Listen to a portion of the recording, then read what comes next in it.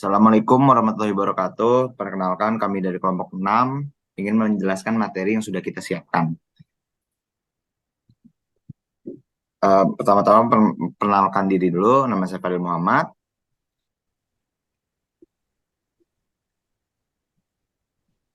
Nama saya Andika Rizky Hartono.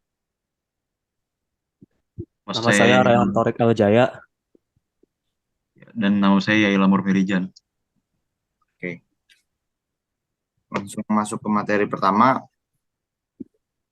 Oke, jadi kita akan memasuki materi pertama.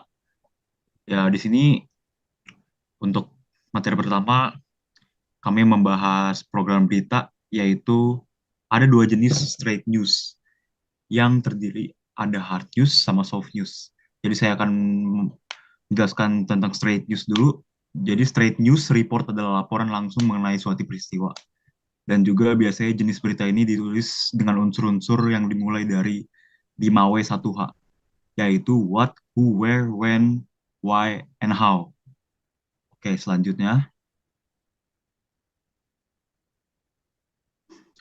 Oke, saya juga menjelaskan apa sih perbedaan hard news dan soft news. Hard news secara umum itu merujuk berita kejadian terbaru yang dilaporkan segera. Sedangkan soft news adalah informasi latar belakang atau cerita bernuansa human interest.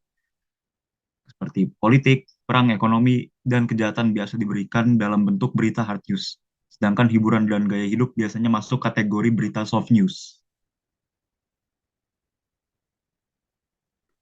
Nah, terus dari straight news ini ada news value dan contohnya di jurnalisme nih. Yang pertama ada magnitude, yaitu pengaruh. Jadi nilai berita magnitude, seberapa luas pengaruh peristiwa bagi publik masyarakat luas. Kayak contohnya itu kalau di sini kenaikan harga BBM. Terus juga ada prominence atau ketokohan, yaitu ketenaran akan membuat seseorang menjadi sumber berita. Ada istilah newsmaker atau man makes news. Apapun yang dilakukannya atau diucapkannya bisa menjadi berita. Peristiwa yang melibatkan public figure, artis, selebritis, dan masyarakat yang terkenal. Terus juga ada proximity, kedekatan. Nilai berita kedekatan yaitu kedekatan peristiwa terhadap halayak secara geografis, psikologis, dan ideologis.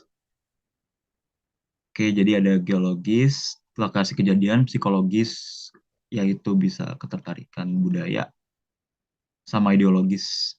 Oke, next.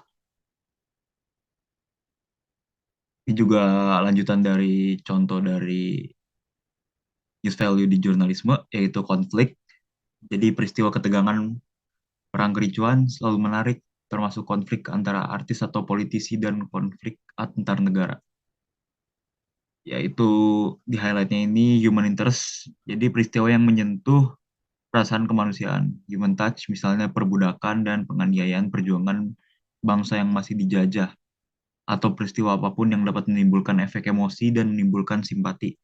Dan yang terakhir ada uniqueness. Oke, next. Hard news. Oke, hard news yaitu tadi adalah berita keras. Jadi informasi yang berisikan mengenai peristiwa khusus yang terjadi secara tiba-tiba.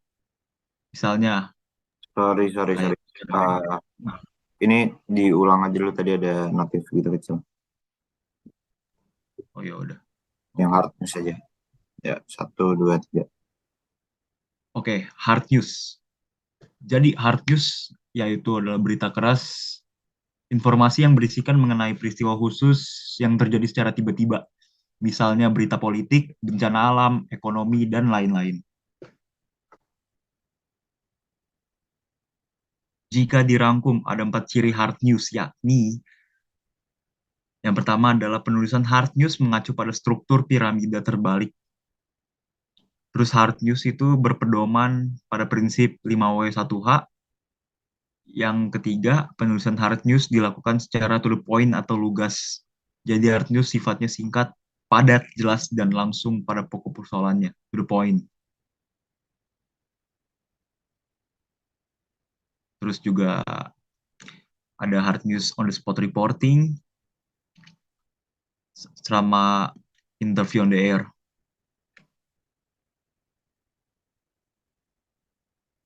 Oke, next.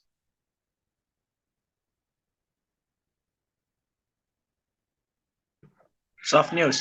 Soft news atau berita lunak adalah segala informasi penting dan menarik yang disampaikan secara mendalam, namun tidak bersifat segera, harus ditayangkan. Next.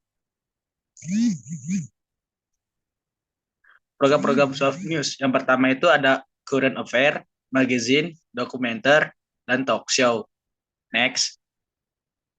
Yang pertama adalah current affair. Current affair adalah program yang menyajikan informasi yang terkait dengan suatu berita penting. Contohnya program Telesik yang ada di Antv, Horizon yang ada di Indosiar, dan suara Anda yang ada di Metro TV. Next. Nah, magazine. Magazine adalah program yang menampilkan informasi ringan namun mendalam yang lebih menekankan pada aspek menarik suatu informasi ketimbang aspek pentingnya. Atau dengan kata lain, magazine adalah future.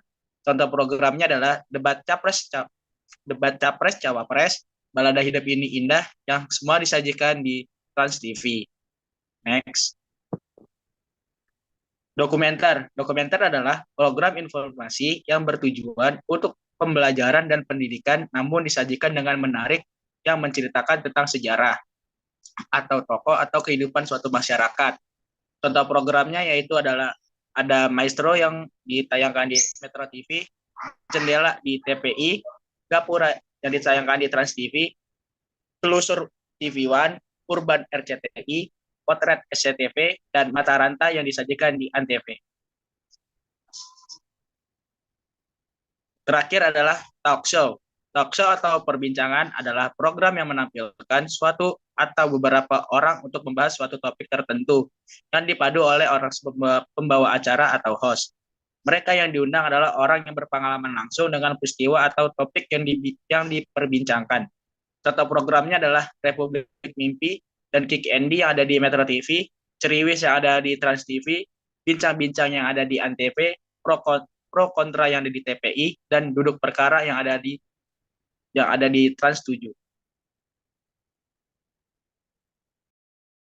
Nah, prinsip jurnalistik adalah asas kebenaran yang menjadi pokok dasar berpikir, bertindak, dan sebagainya. Atau dasar jurnalisme yang menjadi pedoman wartawan atau media dalam bekerja. Nah, di jurnalisme itu ada 9 elemen jurnalisme. Yang pertama adalah kewajiban jurnalisme. Pertama, berpihak pada kebenaran. Yang kedua, loyalitas pertamanya pada warga publik. Yang ketiga, esensi jurnalisme adalah disiplin verifikasi. Keempat, para praktisnya, jurnalis atau wartawan harus menjaga independensi dari objek liputannya. Yang kelima, jurnalis harus membuat dirinya sebagai pemantau independen kekuasaan. Yang keenam, jurnalis harus memberi forum bagi publik untuk saling kritik dan menemukan kompromi. Yang ketujuh, jurnalis harus berusaha membuat hal penting menjadi menarik dan relevan. Yang ke-8, jurnalis harus membuat berita yang komprehensif dan proporsional. Dan yang terakhir, jurnalis harus diperbolehkan mendengarkan hati nurani personalnya. Nah, dalam jurnalisme ini ada 5 prinsip intinya. Yang pertama adalah kebenaran dan akurasi. Jurnalis tidak selalu bisa menjamin kebenaran, tapi mendapatkan fakta dengan benar adalah prinsip utama jurnalisme. Yang kedua adalah kemandirian. Jurnalis harus suara independen, tidak boleh bertindak secara formal atau tidak resmi atas nama kepentingan, khusus baik politik, perusahaan, atau budaya. Yang ketiga, keadilan dan ketidakberpihakan. Sebagian besar cerita memiliki setidaknya 2 sisi. Meskipun tidak ada kewajiban untuk menyajikan setiap sisi dalam setiap bagian, cerita harus seimbang dan menambah konteks. Yang keempat, itu adalah kemanusiaan. Wartawan seharusnya tidak membahayakan apa yang kami publikasikan atau tayangkan. Mungkin menyakitkan, tapi kita harus waspada terhadap dampak kata-kata dan gambar kita pada kehidupan orang lain. Yang kelima, itu akuntabilitas. Tanda profesionalisme dan jurnalisme yang bertanggung jawab adalah kemampuan membuat diri kita bertanggung jawab. Ketika kita melakukan kesalahan, kita harus memperbaikinya, dan ekspresi penyesalan kita harus tulus, tidak sinis.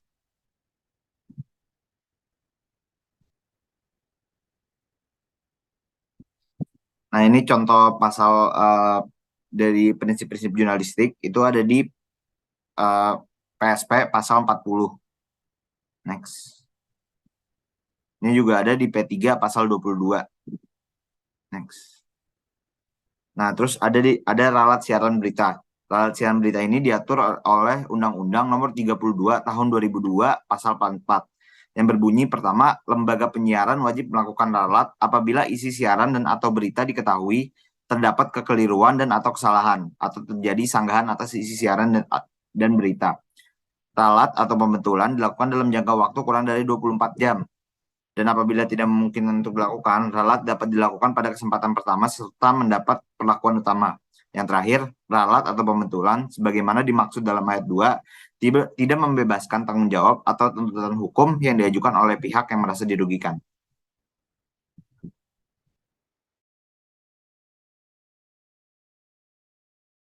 Oke, sekarang di sini ada membuat keputusan etika. Inilah beberapa cara yang dapat dilakukan ketika membuat suatu keputusan etika. Yang pertama, berkonsultasi dengan rekan kerja.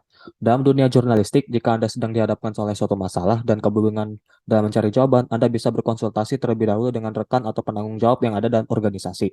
Yang kedua, mengetahui masalah utama. Anda harus mengetahui terlebih dahulu yang mana yang salah dan mana yang benar. Lindungi pihak yang benar dan tetap laporkan sesuai fakta, lalu berusahalah untuk menghindari suatu konflik. Ketiga, lihat pedoman dan kode etik. Dengan melihat pedoman dan kode etik, maka pekerjaan seperti jurnalistik akan lebih dihargai di mata masyarakat. Selain itu, membuat suatu berita menjadi lebih berbobot dan terstruktur. Lalu yang keempat, ada mengukur tujuan jurnalistik. Ketahui terlebih dahulu tujuan dari jurnalistik seperti apa yang harus dibuat, lalu didasarkan pada apa suatu berita itu dibuat.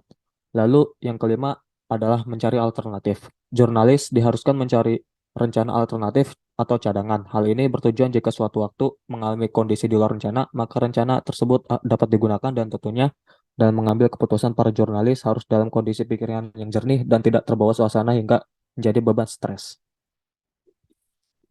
Oke, penutup. Demikian dari presentasi yang telah kami buat. Mohon maaf jika ada kesalahan kata maupun penulisan. Sampai jumpa di lain waktu. Terima kasih. Terima kasih. Terima kasih.